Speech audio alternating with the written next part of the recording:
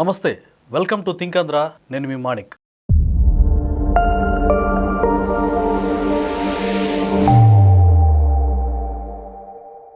గత కొంతకాలంగా ఆంధ్రప్రదేశ్లో లా అండ్ ఆర్డర్కి విఘాతం కలిగించే విధంగా కొన్ని శక్తులు అయితే ప్రయత్నిస్తూ ఉన్నాయి.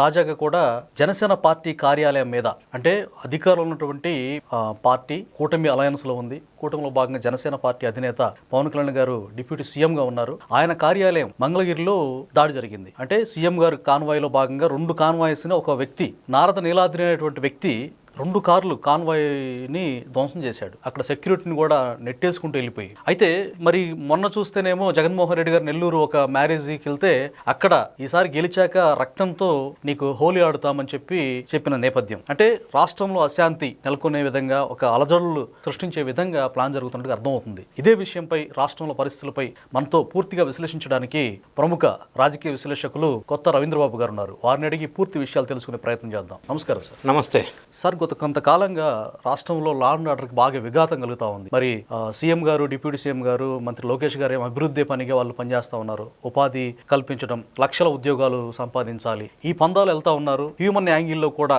అన్నార్థులకి సహాయం చేస్తాను, ఎవరన్నా బాధపడితే సహాయ సహకారాలు ఆర్థికంగానే అన్ని విధాలుగా అండగా ఉంటా ఉన్నారు కూటమి నాయకులు. కానీ మరి ఈ అశాంతి అలజడులు, రప్ప రక్తంతో హోలీ ఆడుతాం, రక్త తర్పణం చేస్తాం, అసలు ఈ లా అండ్ ఆర్డర్ సంబంధించిన ఈ అంశాలను తాజాగా ఈ రోజు జరిగినటువంటి మరి జనసేన పార్టీ మంగళగిరి పార్టీ కార్యాలయం మీద దాడి చేసి సెక్యూరిటీని కూడా నెట్టేసి 2 పవన్ కళ్యాణ్ గారి కాన్వాయ్లో 2 వాహనాలను ధ్వంసం చేసిన పరిస్థితి ఎలా చూడాలంటారు? ఆంధ్రప్రదేశ్ రాష్ట్రంలో ఎన్డీఏ ప్రభుత్వం అధికారంలోకి వచ్చిన తర్వాత గడిచిన 20 నెలలుగా అభివృద్ధి, సంక్షేమం 2 కళ్ళగా ముందుకెళ్తున్న నేపథ్యం. దీంతో పాటుగా శాంతి భద్రతలని కాపాడే విధంగా, ఎందుకు శాంతి భద్రతల్ని కాపాడాలి, ఎందుకు ప్రయారిటీ అంటే శాంతి భద్రతలు ప్రశాంతంగా ఉంటేనే ఇన్వెస్ట్మెంట్స్ వస్తాయి. ఇప్పుడు భారీగా ఇన్వెస్ట్మెంట్స్ వరదలాగా వస్తున్నాయి అంటే రాష్ట్రం మీద ఇన్వెస్టర్స్కు ఉన్న భరోసా.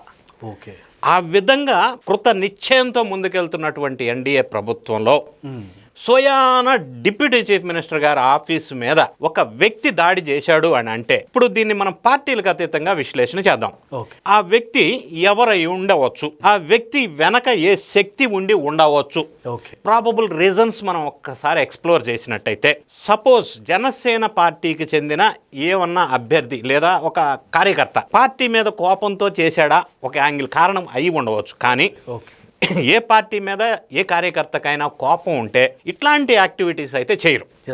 కామ్గా ఉంటారు, లేదా రాజకీయాల నుంచి దూరంగా ఉంటారు, లేదా వేరే పార్టీలో జాయిన్ అయిపోతారు, లేదా విమర్శిస్తారు కదా. ఇంత విచ్ఛిన్నకరమైన ఆలోచన కానీ, ధోరణి కానీ, సాహసం కానీ చెయ్యరు. కరెక్ట్. ఒకవేళ ఫ్రస్ట్రేషన్ ఉన్నా డిప్యూటీ చీఫ్ మినిస్టర్ ఆఫీసు మీద దాడి చేసేంత ధైర్యం వెనక ఎవరో ఇచ్చాడు వాడికి ధైర్యం. ఇది లాజికల్గా మనం మాట్లాడితే, సైకలాజికల్గా అయితే దీని వెనక ఎవరై ఉంటారు? Next question. ఇట్స్ ఎనలైటికల్గా మనం ఆలోచిద్దాం. ఈ మధ్య కాలంలో మీరు ప్రస్తావించినట్టుగా ఒక రాజకీయ పార్టీ విధ్వంసాలని సృష్టించటమే మా ఎజెండా అన్న ధోరణిలో ఎక్కడికి పర్యటనకి వెళ్తే అక్కడ రచ్చ మరణాలు. గంగమ్మ తల్లి నరికినట్టు నరుకుతారంట. అంటే ఓట్లు వేయకపోతే నరుకుతారా? లేదు, నరుకుతాను అంటే ఓట్లేస్తారా? అదే అర్థం కావట్లేదు నాకు. ఈ 2 అర్థం కాని అంశం. ఇప్పుడు ఏ రాష్ట్రం, ఆంధ్రప్రదేశ్ రాష్ట్రం తీసుకుందామండి. వైఎస్ఆర్ కాంగ్రెస్ పార్టీకి కరడు కట్టిన అభిమానులు కొంతమంది ఖచ్చితంగా ఉంటారు.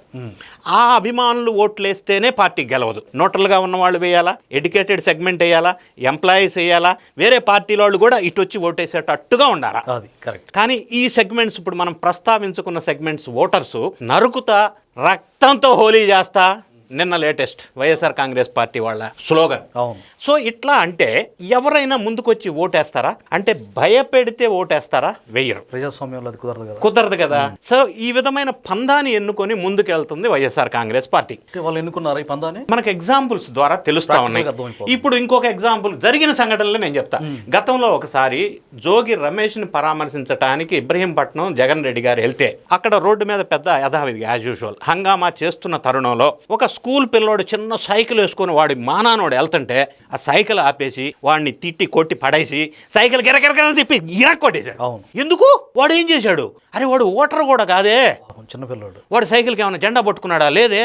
ఆ సైకిల్ ఆ పార్టీ సైకిల్ కూడా కాదు, చిన్నపిల్లల సైకిల్. అంటే విధ్వంసం, భయం, భయపెట్టాలా, ఇది కదా మోటో.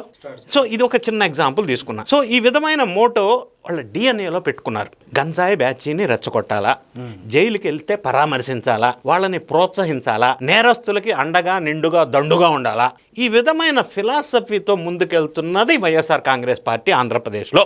ఎవరు అవునన్నా కాదన్నా fact is fact, whether you accept it or not. ఈ నేపథ్యంలో, ఈ బ్యాక్గ్రౌండ్లో ఈ పర్టికులర్ నీలాద్రి అన్న వ్యక్తి వెనక, అంటే బయటికి విచారణలో వెలుగులోకి వస్తాయి, అది వేరే విషయం. కానీ ప్రైమా ఫేసి ఈ సంఘటన వెనక ఏమై ఉండవచ్చు అని విశ్లేషణ చేయవలసి వచ్చినప్పుడు రాష్ట్రంలో మరి వైఎస్ఆర్ కాంగ్రెస్ పార్టీ ఎందుకు విధ్వంసం సృష్టించాలని అనుకుంటుంది, ఇది కూడా మనం విశ్లేషణ చేయాలి. సో హ్యావింగ్ సెడ్ దిస్, వాళ్ళు సృష్టిస్తున్నారు ఎగ్జాంపుల్స్, కానీ ఎందుకు అనేది కూడా మనం ఆలోచన చేయాల్సిన. ఎందుకు అంటే రాష్ట్రంలో పెట్టుబడులు బాగా వెల్లులాగా వస్తున్నాయి, అవి రాకుండా ఆపాలా. ఎందుకంటే పెట్టుబడులు వస్తే, రాష్ట్రం అభివృద్ధి చెందితే, ఉద్యోగ ఉపాధి అవకాశాలు కల్పిస్తే, రెవెన్యూ పెరిగితే, సంపద సృష్టి జరిగితే ప్రజలు బాగుపడతారు. రేపటి రోజున వాళ్ళకి గంజాయి బ్యాచ్ దొరకదు, మరి వాళ్ళకి ప్రాబ్లం అవుతుంది. కరెక్ట్. రెండోది, ఎన్డీఏ ప్రభుత్వానికి పేరు వస్తుంది, పేరు వస్తే వీళ్ళకి ఓట్లేరు వైఎస్ఆర్సీపీకి. సో ఇన్ని రకాల ఫ్యాక్టర్స్ ఉన్నాయి, ఇన్ని రకాల ఆలోచనతో కూడిన ఆందోళన వల్ల వచ్చిన ఫ్రస్ట్రేషన్ ఆ పార్టీలో ఉంది. పార్టీని వీడిపోయేవాళ్ళు కొంతమంది, జైలుకి వెళ్ళేవాళ్ళు కొంతమంది, ఈ గంజాయి బ్యాచ్ తగ్గిపోతుందన్న బాధ కొంతమంది, వాళ్ళకి దొరకరోమనని. సో ఇన్ని రకాల రీజన్స్ వల్ల శాంతి భద్రతల సమస్య సృష్టించటమే పనిగా పెట్టుకున్నటువంటి YSR Congress party, having said this, ఇంకోటి కూడా చెప్తా. నిన్న 26వ తారీఖు ఫిబ్రవరి, మండలి అంటే ఉన్నత సభ, అందులో సోము వీర్రాజు సీనియర్ రాజకీయ నాయకుడు, అక్కడ కూడా దాడి చేయడానికి వచ్చారే. స్వయాన పెద్దల సభలోనే. అంటే బయట నరకటమే, మండలిలో దాడి చేయటమే. వాట్ ఈస్ దిస్ అండి? ఈ చేస్తుంది ఎవరు? స్వయాన వైఎస్ఆర్సీపీ. నేను చెప్పింది ఎగ్జాంపుల్స్, రియల్ ఎగ్జాంపుల్స్, జరిగిన అంశాలే కదా. అంటే ఎక్కడికి వెళ్ళినా మండలి కావచ్చు, ఇంకొకటి కావచ్చు. ఈ మధ్య కాలంలో మండలి చైర్మన్ మోషన్ రాజు వాళ్ళ కొడుకు మ్యారేజ్కి పిలిస్తే జగన్ రెడ్డి గారిని వెళ్ళేసి మంది మార్బలంతో బ్యాచ్ని తీసుకెళ్లి ఆ డెకరేషన్ అంతా ధ్వంసం చేశారు. ఆయన మైక్ పట్టుకొని, అయ్యా బాబు పెళ్లి డెకరేషన్ వీడియోలు తీసుకోవాలి, వెళ్ళిపోండి అని ప్రార్థన చేశాడు. అంటే ఎక్కడికి వెళ్తుంది ఆలోచన? ఏంటి విధ్వంస రచన? దీనివల్ల ప్రజలు ఆదరణ రారు. అంటే కొంతమందికి భయం వేస్తే ఓట్లు వేస్తారని వాళ్ళు అనుకుంటున్నారు, వెయ్యరు, దూరం అయిపోతారు వైఎస్ఆర్ కాంగ్రెస్ పార్టీకి.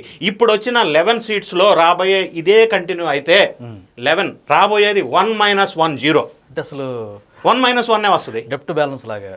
సో ఈ విధమైన ఆలోచనల నుంచి వాళ్ళు బయటపడాలి. ప్రజల్లో ఒక భరోసా, విశ్వాసం కల్పించాలి. ఏం చేస్తారో, ఏం చేయబోతున్నారో చెప్పాలి. అంతే తప్ప విధ్వంస కాండకి చేస్తూనే ఉంటామనే సందేశం ఇస్తే ఓటమి తప్పదు అనేది ఒకటి. రెండోది, ఈ పార్టీ ఆఫీస్ మీద ఎవరు వెనక బలమైన అండ లేకుండా ఒక ఇండివిజువల్, భారీ ఎత్తున మోక వచ్చింది, పెద్ద ఎత్తున జనం వచ్చారంటే అది వేరే విషయం. ఒక ఇండివిజువల్ ఇంత ధైర్యం చేశాడు అంటే వెనక ఎవరో ఉండాలా, అదృశ్య శక్తి బలమైంది ఉండదు. వాళ్ళకి డిస్ట్రక్టివ్ థింకింగ్ ఉండాలా. అది ఉన్నది ఒకటే మనకి ఆప్షన్, ఇంకొక ఆప్షనే కనబట్ల నాకు.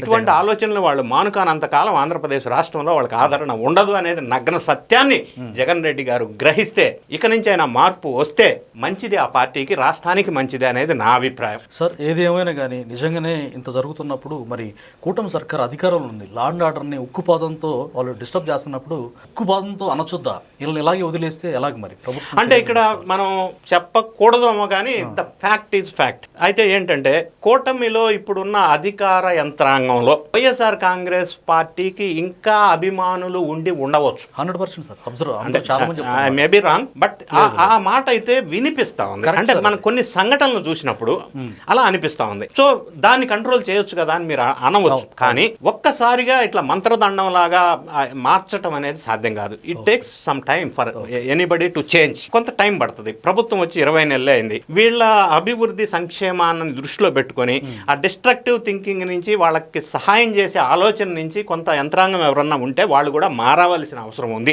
వాళ్ళు కూడా మారతారు ఇన్ డ్యూ కోర్స్ అని మనం ఆశించవచ్చు. Thank you sir. Thank you.